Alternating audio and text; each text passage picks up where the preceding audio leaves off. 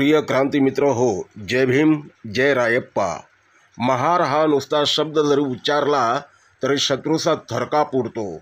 जगातली सगळ्यात इमानदार, स्वामीनिष्ठ, प्रामाणिक जात जर कोणती असेल तर ती फक्त महार ही जात होय। हजारो वर्षांपासून या भारतीय भूमीचे रक्षण करणारी जात ही महार आहे। आज देखील ह्या देशातील कोणत्याही गावात, खेड्यात तुम्ही बघा, महारवाडा हा गावाच्या वेशीच्या बाहेर असतो। याला कारण असे आहे की त्या गावाचे रक्षण करण्याची जिम्मेदारी ही त्या महार समाजावर असते। तुम्ही भारताचा प्राचीन इतिहास पहा किंवा आताचा आधुनिक इतिहास पहा, तुम्हाला त्या इतिहासाची पानं ही फक्त महार समाजाच्या महान पराक्रमाचे पोवाडे गाणारे दिसून येतील।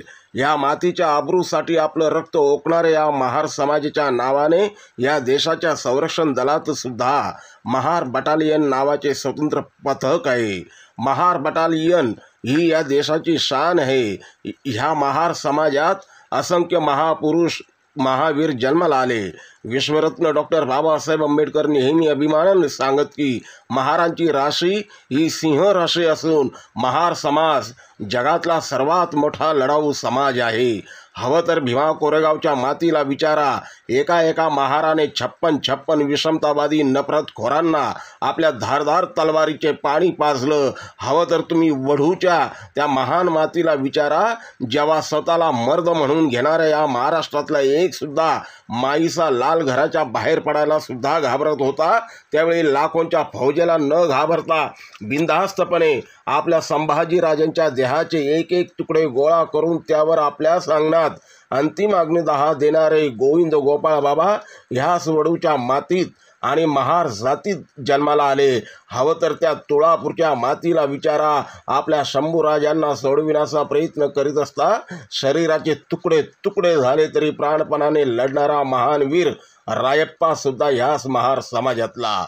स्वराज्याच्या घरभेद्यांच्या गद्दारीमुळे स्वराज्य रक्षक छत्रपती संभाजी महाराज यांना मुकरब खान या शत्रूनं पकडलं आणि बहादूरगड येथे ठेवलं। ही खबर लागल्याबरोबर रायगडावर संताजी, धनाजी, खंडोजी, ज्योत्याजी, रायप्पा आणि स्वतः येसूबाई यांची खलबत सुरू होती की महाराजांना सोडवायचे कसे। रायप्पा उठला आणि मी माझ्या राजाला सोडवून आणेल, त्यासाठी मी मेलो तरी 72 असे म्हणत रायप्पा महार आपल्या भावाला देवप्पा याला घेऊन बहादूरगडकडे रवाना झाले। रस्त्यात त्यांना स्वार सैन्याला पाणी देण्याचा व्यवसाय करणारे काही बिस्ती भेटले।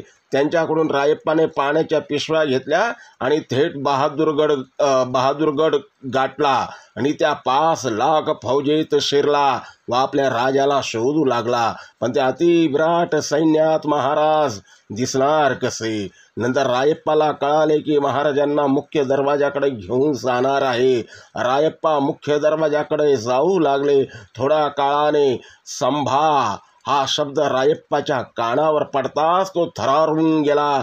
तो तसाच पाणी पुरवण्याच्या बहाण्याने गर्दीतून वाट काढत राजांना ज्या उंटावरून धिंड निघाली होती त्या उंटा पाठोपाठ चालू लागला। त्याने समोर येत एका वळणावर शंभूराजांकडे पाहिलं। राजांचे ते पाणीदार तेजस्वी डोळे त्याच्या दृष्टीस पडले। दोघांची नजर झाली आणि राजे उदास वाणी हसले। शंभूराजांनी त्यांना ओळखले असावे। आपल्या राजाचे चालवलेले ते हाल पाहून इमाने रायप्पाचे काळीज तुटत होते। खोड्याच्या घट्ट लोखंडी कड्या आणि बिजागऱ्या राजांच्या शरीराला वेदना देत होत्या। सुरुवातीला राजांच्या शरीरातून वेदनेच्या कळा उठत होत्या, पण हळूहळू सारे शरीरच बधीर होत गेले।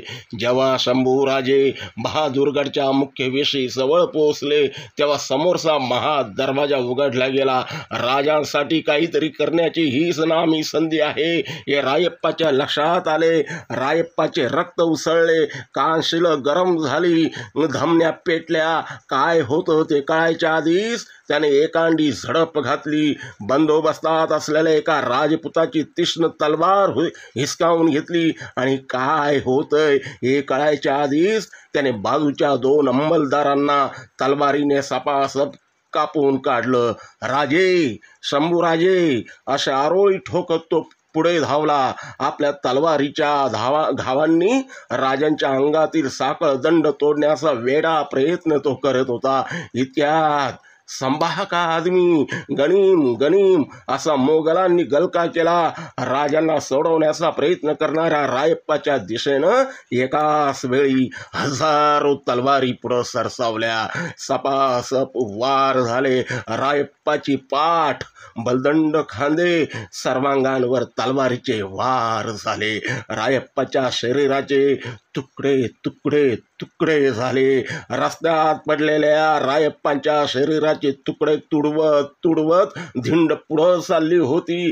काय घडलंय हे राजांनी उघड्या डोळ्यांनी पाहिलं होतं. शंभूराजांना सोडवण्याचा हा शेवटचा प्रयत्न ठरला.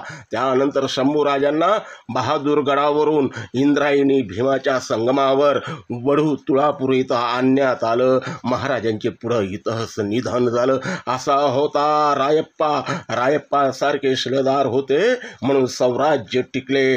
विनम्र अभिवादन अशा महावीराला.